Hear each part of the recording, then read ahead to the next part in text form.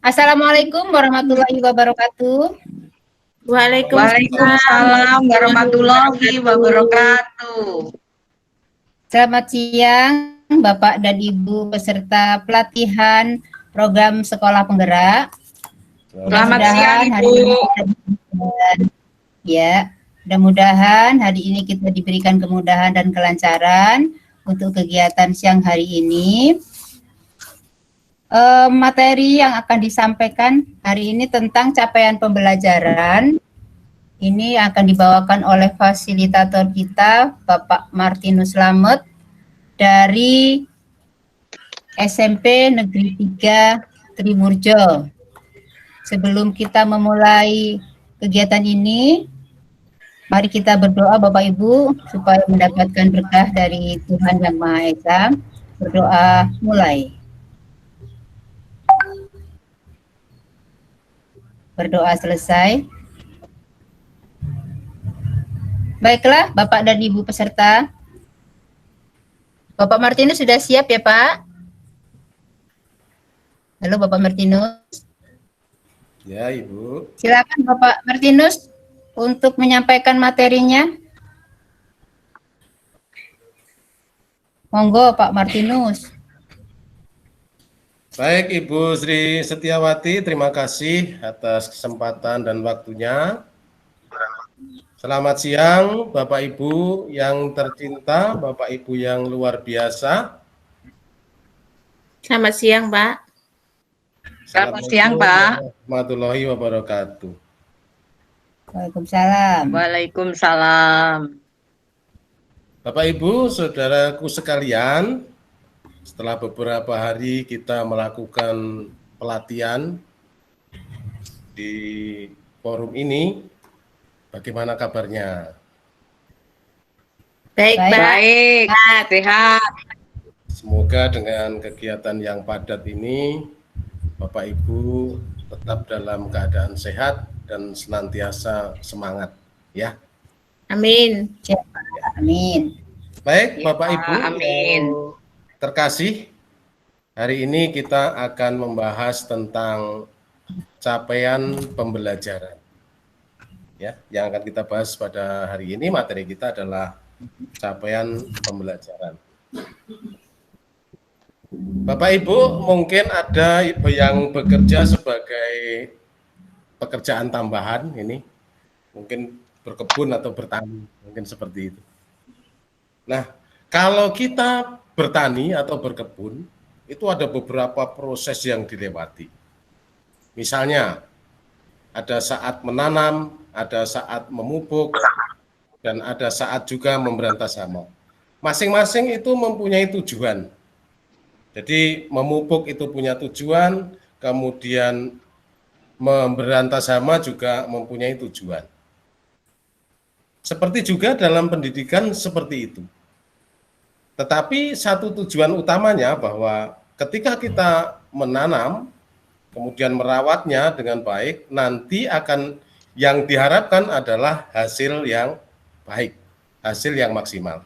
Nah, begitu juga di sekolah. Di sekolah juga seperti itu, ada banyak proses yang dilalui, tetapi hanya akan ada satu tujuan yang akan kita capai. Nah, apa itu tujuannya? Maka mari kita lihat bersama di pembelajaran kita hari ini, yang kita ambil judulnya adalah capaian pembelajaran. Sebentar saya tampilkan slide-nya dulu, Bapak Ibu. Bapak Ibu, apakah Bapak Ibu sudah memahami tentang apakah itu capaian pembelajaran? Belum, Pak. Ya, mungkin sudah paham? Belum, Pak. Belum, Pak. Belum. Belum. Bu Sri mungkin sudah ada gambaran? Belum ya? Baik. Belum. Lalu yang kedua, sama atau berbedakah capaian pembelajaran setiap tingkat atau fase pembelajaran? Tingkat fase pembelajaran itu ada PAUD, SD, SMP, dan SMA. Baik, kita lanjutkan. Capaian pembelajaran.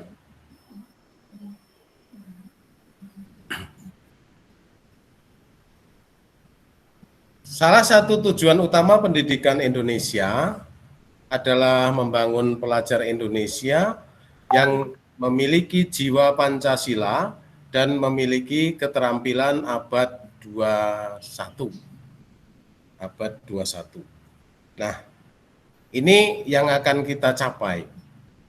Jadi sekali lagi, capaian pembelajarannya adalah untuk menuju pelajar yang memiliki jiwa Pancasila dan memiliki keterampilan abad 21. Mungkin kalau 20 tahun ke depan, ya pasti abadnya berubah dan capaian yang akan dicapai juga berubah. Kemudian, untuk mencapai capaian pembelajaran, maka orang tua, guru, siswa, dan semua pemangku kepentingan ini perlu mendapatkan pemahaman yang sama tentang pengetahuan, sikap, dan keterampilan yang hendaknya dicapai oleh anak dalam setiap tahapan perkembangan usianya.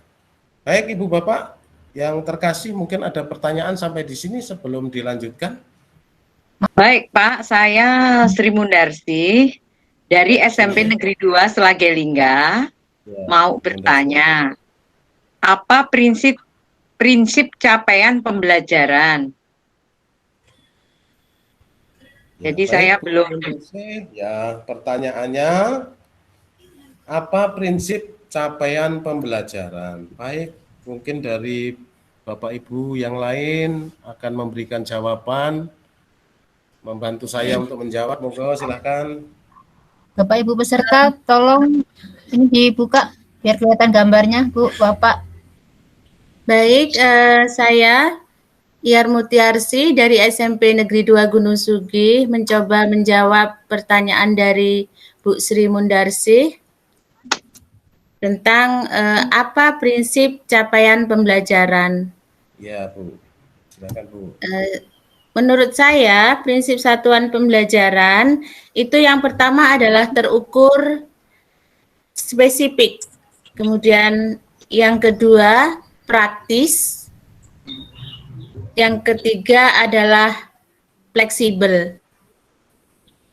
Itu jawaban saya sementara, Pak. Mungkin bisa disimpulkan oleh Bapak Martinus selaku. Jawabannya luar biasa ya Bu ya. Terima mungkin kasih. Masih ada yang menambahkan atau cukup mungkin?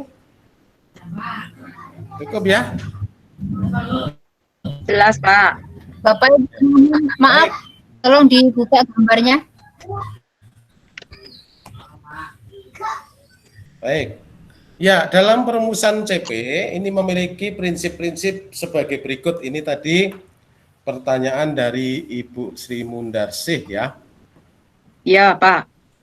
Jadi prinsip dalam perumusan CP ini memiliki prinsip-prinsip, diantaranya satu adalah terukur dan spesifik.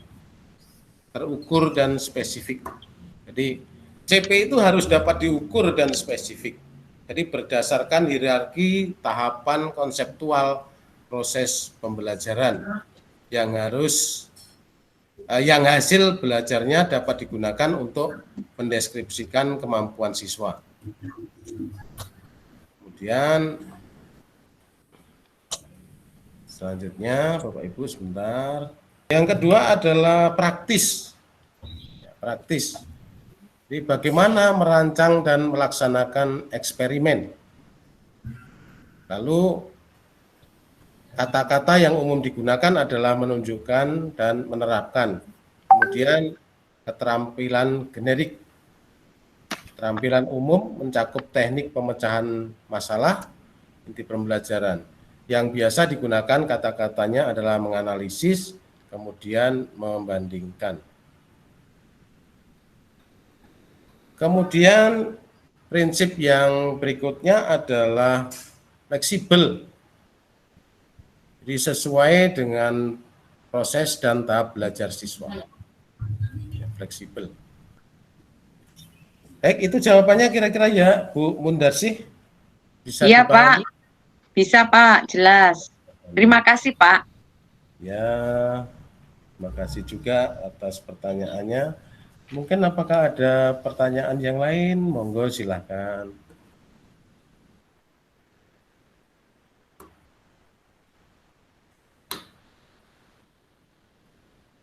Tidak ada. Baik Bapak Ibu, kalau sudah tidak ada pertanyaan, rasanya waktu kita sudah cukup Sudah, Pak, habis, ada maka waktu.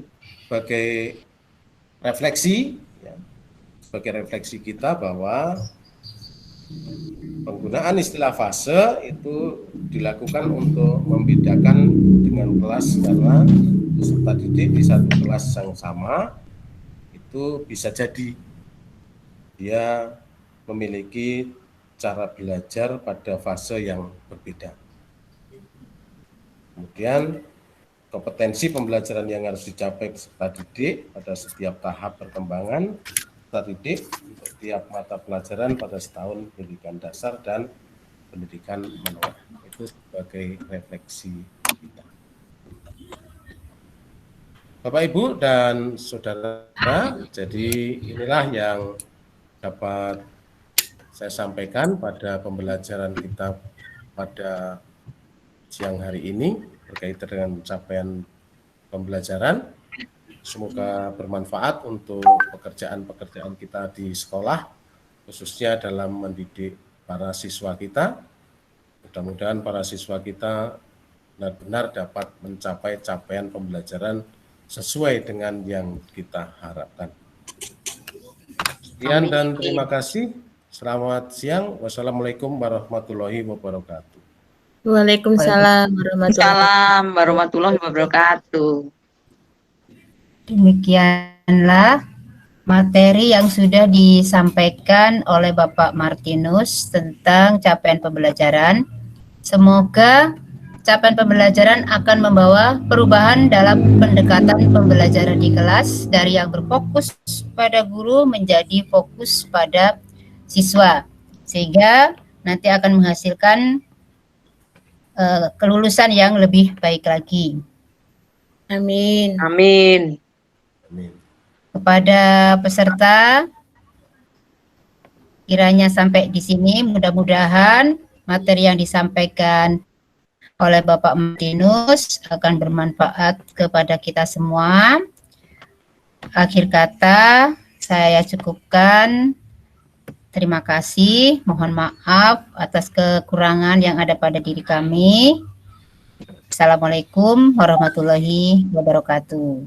Waalaikumsalam warahmatullahi wabarakatuh.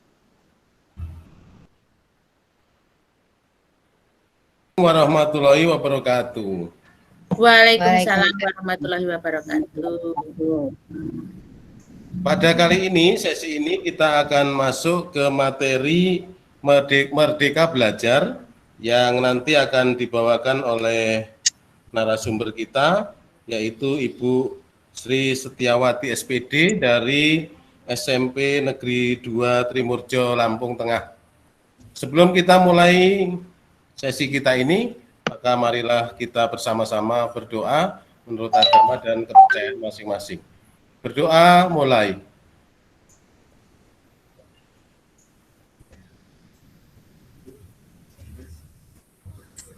Doa selesai.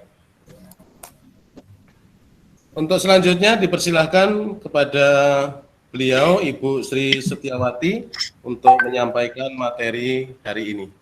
Persilakan Bu.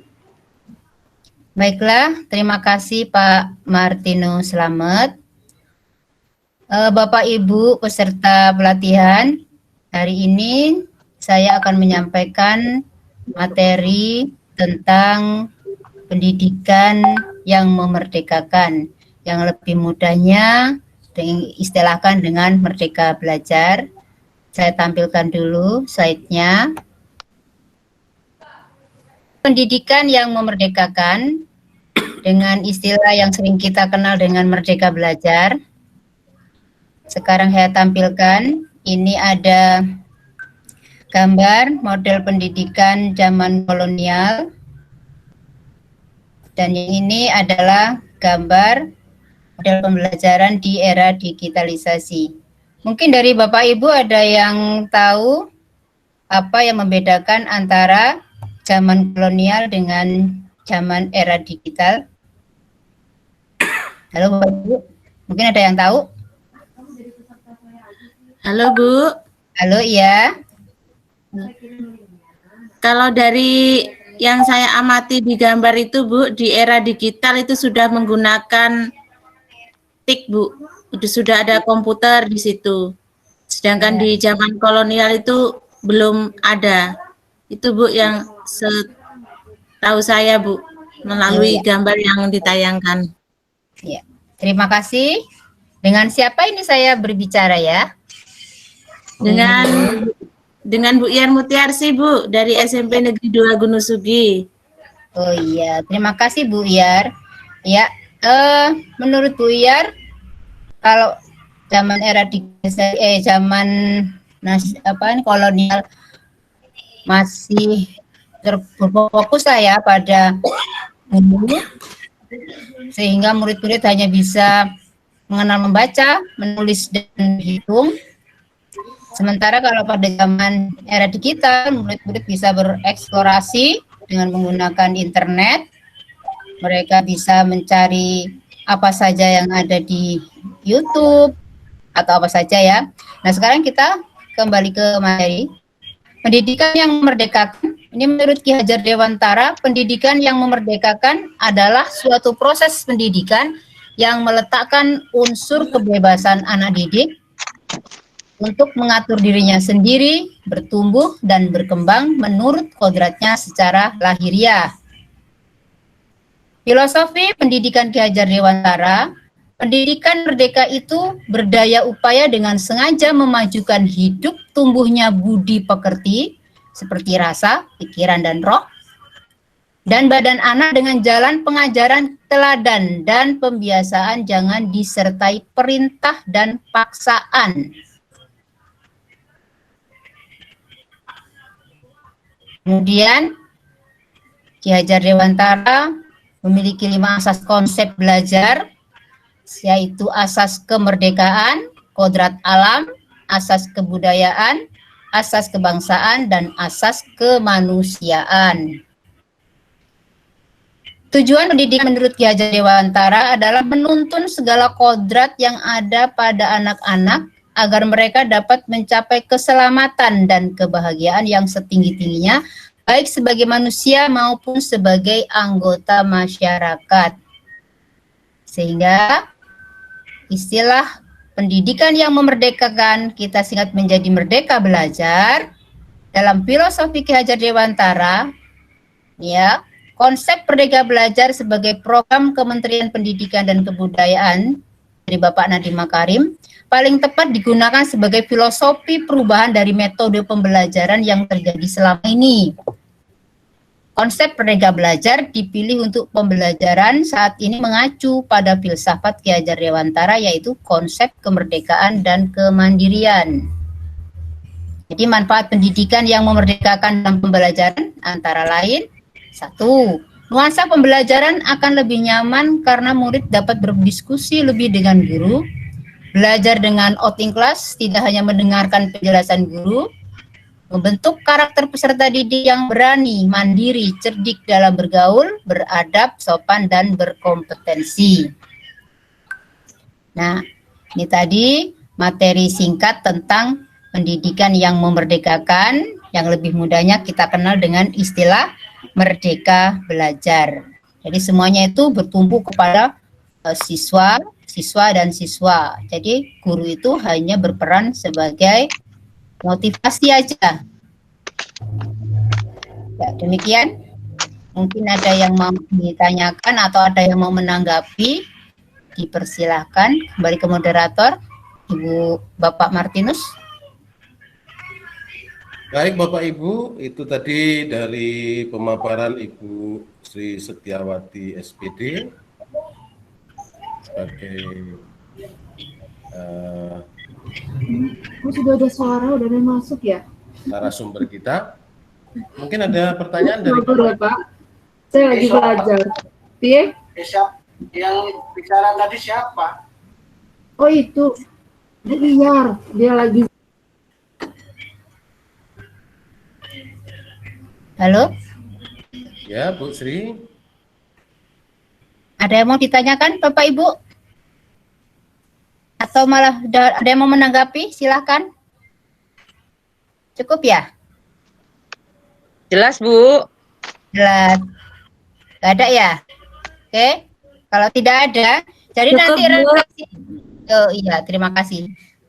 Bapak Ibu semua, nanti dari hasil pelatihan hari ini, saya harapkan nanti Bapak Ibu bisa mengaplikasikan ke ke dunia nyata ya di satuan pendidikan Bapak Ibu semua. Ini ada pertanyaan, bagaimanakah penerapannya dalam pembelajaran di kelas atau di sekolah Bapak Ibu masing-masing kaitannya dengan pendidikan yang memerdekakan.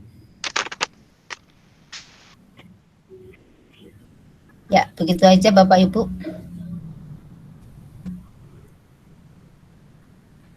Baik Bapak Saya Ibu, rasa sudah cukup pemaparan materi dari Ibu Sri Setiawati, maka pertemuan pada malam hari ini kita tutup. Wassalamualaikum warahmatullahi wabarakatuh. Waalaikumsalam warahmatullahi warahmatullahi wabarakatuh. Assalamualaikum warahmatullahi wabarakatuh.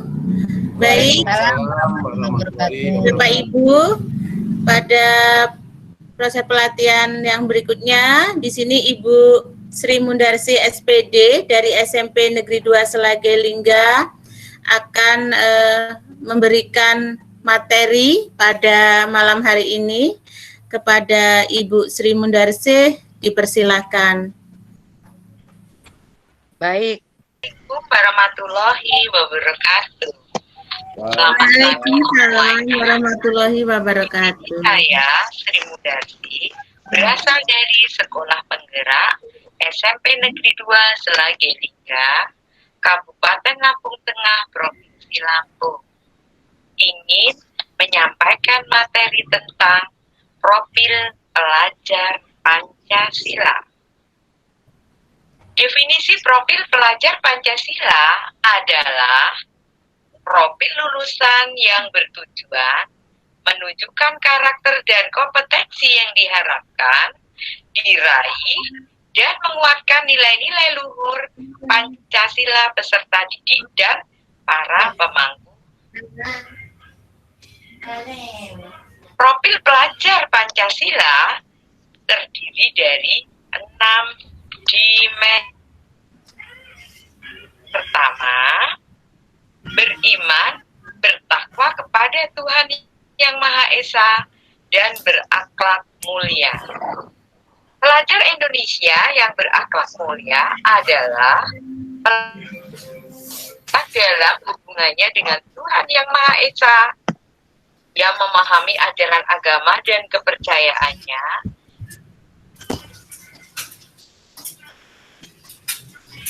sehari-hari. Elemen kunci beriman bertakwa kepada Tuhan Yang Maha Esa meliputi 1.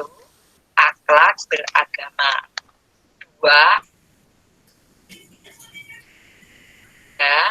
Akhlak kepada manusia, 4. Akhlak kepada alam, 5. Akhlak bernegara. Berkebinekaan global. Pelajar Indonesia mempertahankan budaya luhur, lokalitas, dan identitas dengan sukarela agar kegiatan yang dikerjakan dapat berjalan lancar, mudah, dan ringan. Jadi kita saling bergotong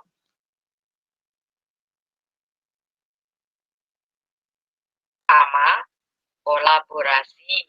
Yang kedua, kepedulian. Yang ketiga, berbagi. Mandiri.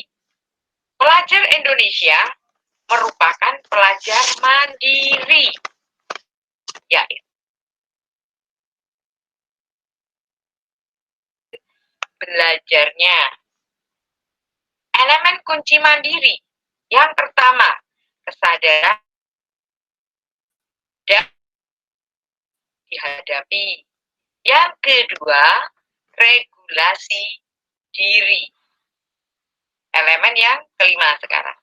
bernalar kritis. Pelajar yang bernalar kritis mampu secara objektif memproses informasi baik kualitatif maupun kuantitatif, membangun keterkaitan antara berbagai informasi, menganalisis informasi, mengevaluasi dan menyimpulkannya. Elemen kunci bernalar kritis diantaranya satu, memproses informasi dan gagasan. Yang kedua, penalaran. Yang keempat, merefleksi pemikiran dan proses berpikir. Yang kelima, mengambil keputusan. Nah, kita lanjut sekarang elemen yang keenam, kreatif.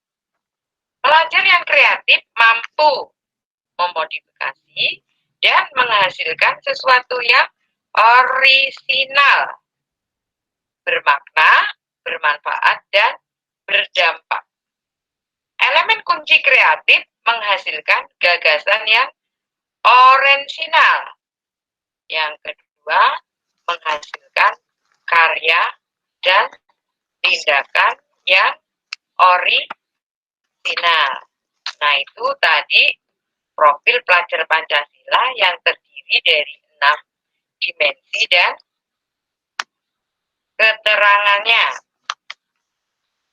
Kegunaan profil belajar Pancasila merupakan upaya menerjemahkan tujuan dan visi pendidikan ke dalam format yang lebih mudah dipahami oleh seluruh pemangku kepentingan pendidikan.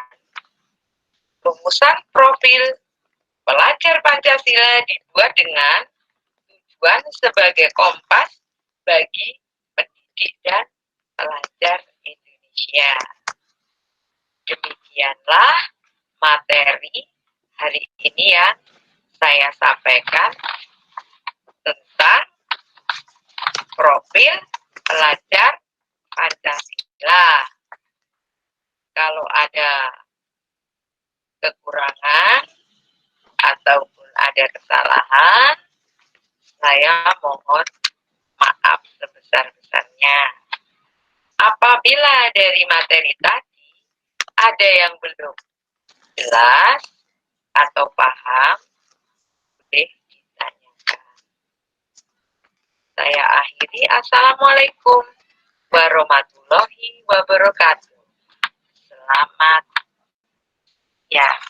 Demikianlah tadi materi yang disampaikan oleh Ibu Sri Mundarse. Silakan kepada peserta pelatihan kalau ada yang ingin bertanya tentang materi yang disampaikan oleh Bu Sri Mundarse. Kalau belum paham atau bagaimana, atau sudah paham dengan materi yang disampaikan Bapak Ibu?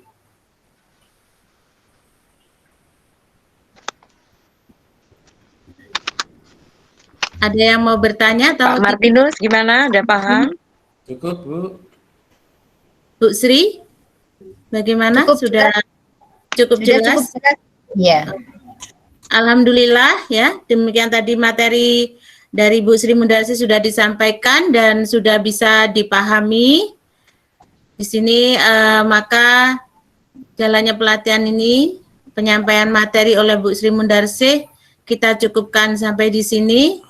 Dan mohon maaf apabila ada kekurangan. Saya tutup. Wassalamualaikum warahmatullahi wabarakatuh. Waalaikumsalam warahmatullahi wabarakatuh.